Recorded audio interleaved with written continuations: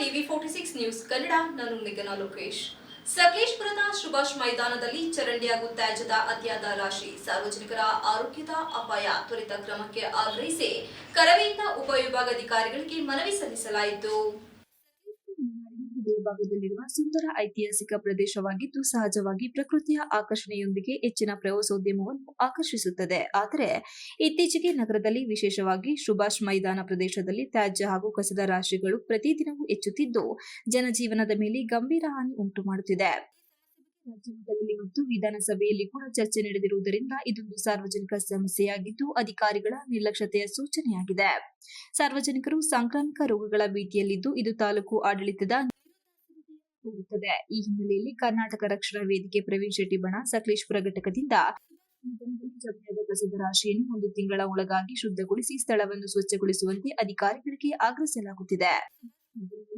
20ಕ್ಕೂ ಹೆಚ್ಚು ಮಳಿಗೆಗಳು ನಿರ್ಮಾಣ ಮಾಡಿ ಆ ಮಳಿಗೆಗಳಲ್ಲಿ ಕಸ ತುಂಬಿ ತುಳುಕುತ್ತಿದೆ. ಹೀಗಾಗಿ ಮುಂದಿನ ದಿನಗಳಲ್ಲಿ ಈ ಮಳಿಗೆಗಳನ್ನು ಈಗಾಗಲೇ ತಾಲೂಕಿನಲ್ಲಿ ತಲೆದೂರಿರುವ ಟ್ರಾಫಿಕ್ ಸಮಸ್ಯೆ ಹಾಗೂ ರಾಜಬೀದಿಯಲ್ಲಿ ಫುಟ್ಪಾತ್ನಲ್ಲಿ ಹಾಕಿರುವ ತರಕಾರಿ ಅಂಗಡಿಗಳನ್ನು ತೆರವುಗೊಳಿಸಿ ಸುಭಾಷ್ ಮೈದಾನದಲ್ಲಿ ತರಕಾರಿಯ ಮಿನಿ ಮಾರ್ಕೆಟ್ ಅವಕಾಶ ಕೊಡುವುದರಿಂದ ತಾಲೂಕಿನಲ್ಲಿ ಟ್ರಾಫಿಕ್ ಸಮಸ್ಯೆಗೆ ಪರಿಹಾರವಾಗುವುದರ ಜೊತೆಗೆ ಸಕಲೇಶಪುರದ ಸುತ್ತಮುತ್ತ ಹಳ್ಳಿಗರು ಕೂಡ ವ್ಯಾಪಾರಕ್ಕೆ ಬರುವುದರಿಂದ ಆರ್ಥಿಕವಾಗಿ ಅಭಿವೃದ್ಧಿ ಹೊಂದುತ್ತದೆ. ಈ ಗಡುವಿಗೆ ಸ್ಪಂದನೆ ದೊರಕದೆ ಹೋದಲ್ಲಿ ಸಾರ್ವಜನಿಕರ ಆರೋಗ್ಯದ ದೃಷ್ಟಿಯಿಂದ ಸಕಲೇಶಪುರ ಬಂದ್ಗೆ ಕರೆ ನೀಡಲಾಗುವುದು. ಇದರಲ್ಲಿ ಸಕಲೇಶಪುರದ ಹಲವು ಸಂಘ ಸಂಸ್ಥೆಗಳು ಸಹ ಬೆಂಬಲ ನೀಡಲಿವೆ. ಕ್ರಮಗಳನ್ನು ಕೈಗೊಂಡು ಸಾರ್ವಜನಿಕರ ಸಮಸ್ಯೆಗೆ ಪರಿಹಾರ ನೀಡಬೇಕೆಂದು ಸಕಲೇಶಪುರ ಉಪವಿಭಾಗಾಧಿಕಾರಿಗಳಿಗೆ ಮನವಿ ನೀಡಲಾಯಿತು. ಅಲ್ಲಿ 20-30 ಮಳಿಗೆಗಳಿಗೆ ಕಳೆದ ಒಂದು 4 ವರ್ಷದಿಂದ ಕಸವನ್ನು ತುಂಬಿಟ್ಟಿದ್ದಾರೆ. ಅದನ್ನು ತೆಗೆಯೋದ್ರಿಂದ ಸುಮಾರು ಟ್ರಾಫಿಕ್ ಸಮಸ್ಯೆ ಇರ್ಬೋದು, ಮತ್ತು ರಸ್ತೆ ಬದಿಯಲ್ಲಿ ಫುಟ್ಪಾತಲ್ಲಿ ತಕ್ಕಲೆ ಹಾಕಿರ್ಬೋದು, ಎಲ್ಲವೂ ಒಂದು ಮಿನಿ ಮಾರುಕಟ್ಟೆ ಮಾಡ್ಬೋದು. ಅದಕ್ಕಾಗಿ ನಾವು ನೆನ್ನೆ ಒಂದು ಮಾಧ್ಯಮ ವರದಿ ಕೂಡ ಮಾಡಿದ್ವಿ.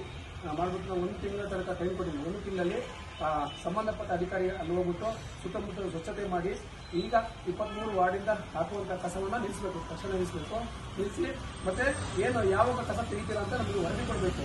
ಕೊಟ್ಟಿಲ್ಲ ಅಂದರೆ ಮುಂದಿನ ದಿನಗಳಲ್ಲಿ ನಾವು ಸಕಲೇಶಪುರ ಎಲ್ಲ ಜನಸಾಮಾನ್ಯರು ಎಲ್ಲ ಒಟ್ಟಾಗಿ ಇಟ್ಕೊಂಡು ನಾವು ಸಕಲೇಶಪುರ ಬಂದ್ ಮಾಡ್ತೀವಿ ಅಂತ ಒಂದು ಎಚ್ಚರಿಕೆಯನ್ನು ಕೊಡ್ತೀವಿ.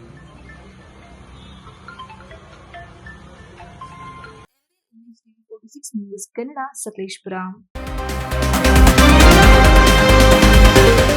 You are watching TV 46 News Kannada.